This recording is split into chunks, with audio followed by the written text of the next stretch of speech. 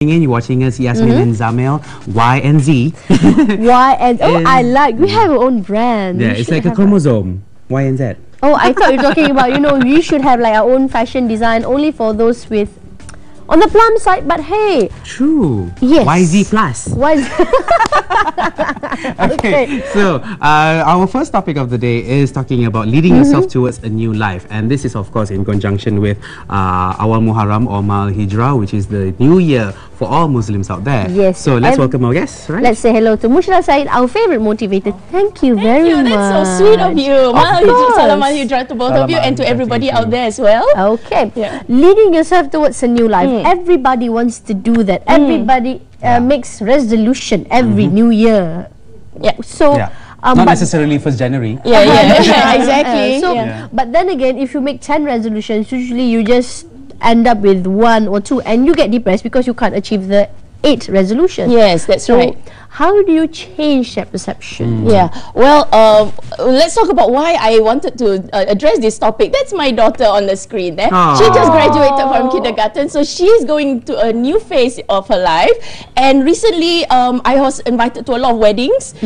People are going into new lives, because they're going into a new marriage, new jobs for some people. And just recently as well, I had a very heartwarming session, a forgiveness session that I did at the women's shelter, the shelter for abused women, and they are also going into a transformation of a new life. So a new life can mean anything to a lot of people. It can mean going on to the next year for us Muslims. It can be in next year, 1st of January. It can be you having a new relationship, a new job, a new career, or a new phase, any phase of your life. And whenever this happens, right, people always have, like you said just now, resolutions. They have always these dreams and hopes and expectations of what is going to come in the future. So how do we resolve this? First of all, when you are going into a new phase of your life, just be aware that you will be going through a change. Now, when you go through a change, like most people, what happens? You come out of your comfort zone, and there will be discomfort initially. When there's a new anything, there will be discomfort. There will be that adjustment period. So you have to have a mindset of expecting changes, but at the same time, you look at them positively, right? And when you have expectations about your new life, when you set goals and intentions, always be aware of your like in Malay we call it niat, your personal intention in whatever new task, new direction in your life that you're going to take. So whatever, let's say your dreams or your goals or your resolutions, go back to the intention of what you want behind that goal. What is the purpose of you, say, going into the marriage in the first place? We don't want to go into the marriage and then after that having all these hopes and dreams, and then after that you don't communicate and you have all these set of problems and all that. So have whenever the problems exist or whenever there's discomfort existing, when you go into that new phase of your life, go back to what was your intention of you going into that new phase in the first place. When you go back to that, you will notice that there will be strength coming in from within you, and it will come out, it will manifest in your life, right? And I mean, we saw pictures of your daughter's graduation and moving on to another phase in life, and you said about marriage or someone who has just given, who's just delivered a baby and all that. So they have different types of phases in life, right? But we don't necessarily have to wait for that event to happen. It can be, I want to change my life today, or I want to change my life tomorrow, or something like that. Or I'm just going to chill until Monday happens, and then I'm going to change on Monday. So it can be any day that you want. That you want. It doesn't have to be a very big, significant event.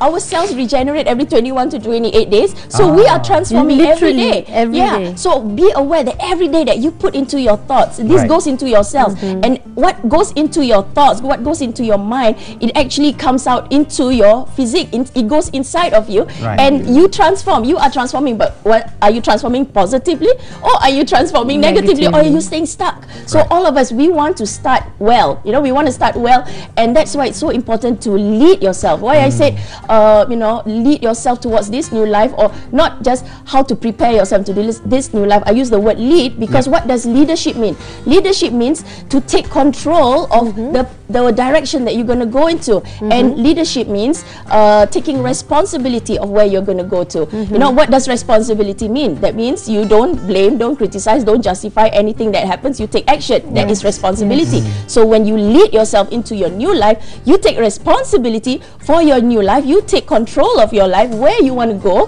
right? And what kind of people you want to have around you. And you, like it says here, I make each day. So you make sure that whatever you put into that day, it is worthwhile and it actually adds value into your life. I like this. I'm going to put this on my Facebook. My tomorrow. It's up to me to shape it, to take control and seize every opportunity. The power is in the choice. I make each day. I eat well, live well, I shape me. I like it when you say you lead yourself, because I think a lot of people have this, not same problem, they get stuck in a rut whereby they say, you know what, I'm going to be happier if I find the right man. I'm going to be happier if I get the best job or a bigger paying job. I'll be happier if I get a great boss. I'm not happy now. So again, people always blame the circumstances around them. How do you change that and try to see the cup as half full instead of half empty? You know, and why do they always make up excuses? You know, when you make out excuses, it shifts responsibility. Easier, you know? Oh, is everybody? If only that person changed, then you know I'll be happier. If so only, I'm the victim here. For me. So like the work that I did with the women at the shelter, it's not about being a victim. It's about being a survivor, and it's about forgiveness. You forgive the past. You learn from that, but doesn't mean that that thing is okay. It's not okay. It's a crime. It's still a crime. But you forgive it. You forgive whatever happened to you. So you shift that energy from being a victim to being a survivor. So same thing like us. People always say, oh, my boss lah, this and that, I got no money, economy so bad lah, whatever. You know, then you are actually shifting blame, you know, or shifting responsibility, and you are actually pushing blame to the other, something that you have no control over. So why not, whatever decision, whatever problems that you face, or whatever challenges that you face, take control of it by not blaming, not justifying, not criticizing, but what can I do? How can I improve that situation? You know, when you shift that, you can feel this energy inside of you, that you know, the strength inside of you comes out, you know.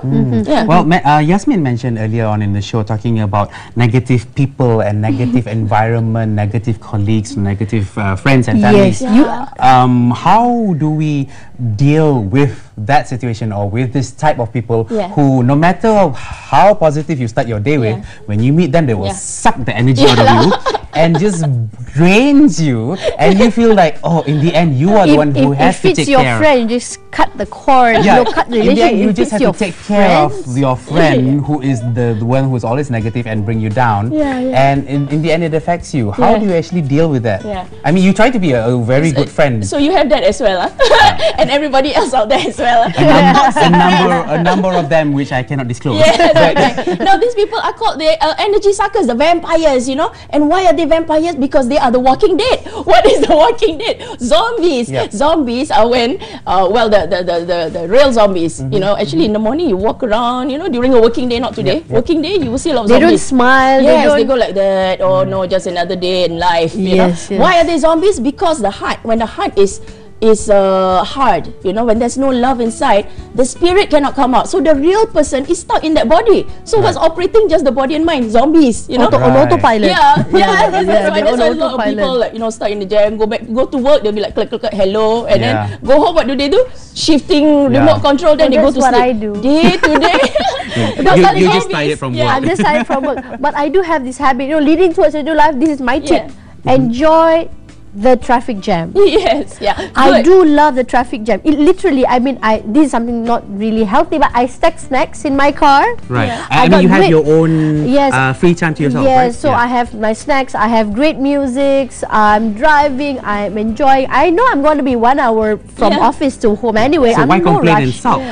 No rush. So that's why you shift your energy. Now you notice that when you shift your energy, you just change your thoughts, everything else changes. You know, you look at things in a brighter view, right? So, you know, there are a lot of zombies out there, and that's why they're sucking out energy from other people. So what do you do if they are in your life? I mean, like you try to be a good friend or a good partner or something like that, but at the same time, how do you actually try to balance that? That's right. As well as at the same time, conserving your energy. Yes. Now, the way to actually increase your energy is to always make sure that you instill love inside. You instill your purpose. You instill your intention. What, you know, remind yourself and be positive. You know, when you are positive enough, when you have love enough to, it comes out from you, it actually affects the people around you. But let's say if these people are so deep in negative energy, sometimes it is important for you to shift out of that circumference of negative energy, because you need to maintain your positive energy, right? But at the same time, never forget to pray for them, because when you send out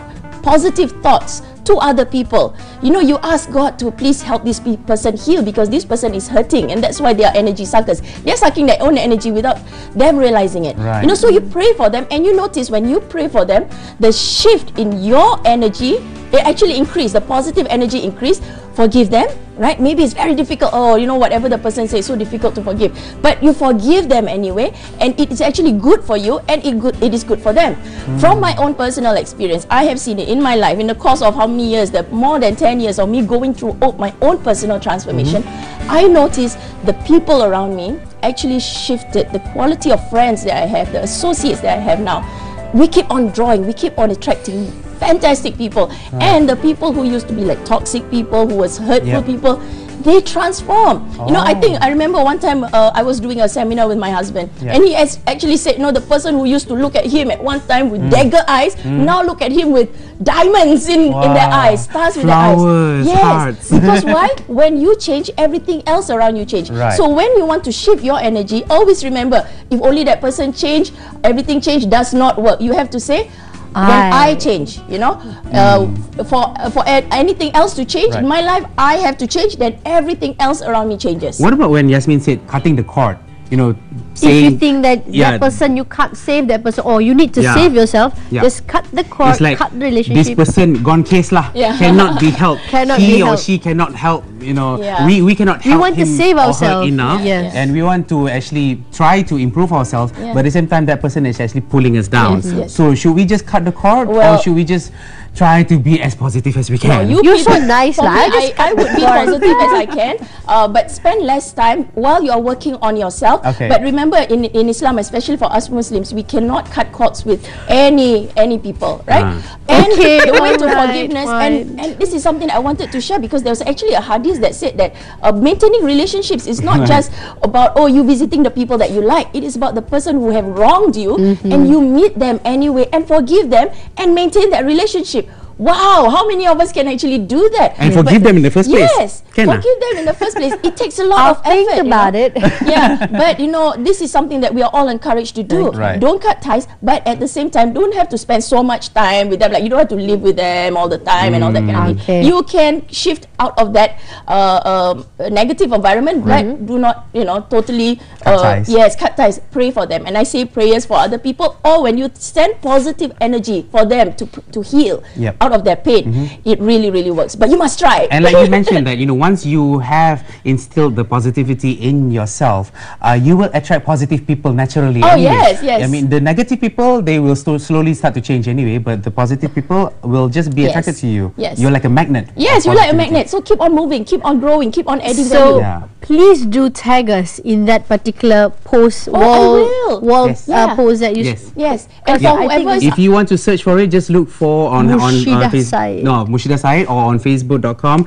Just search for The Message is Love and Respect. You can find Murshidah site there, and of course she will always tag us with videos and pictures and all that. So, and of course MurshidahSite.com is the website to go. Okay guys, so thank you very much, Murshidah. Thank you so much. We feel so refreshed, so revitalized, so re-energized, and we are magnetized to you. We are magnetized. We are literally transforming because of you. Thank you very much. Thank you so much. Okay guys.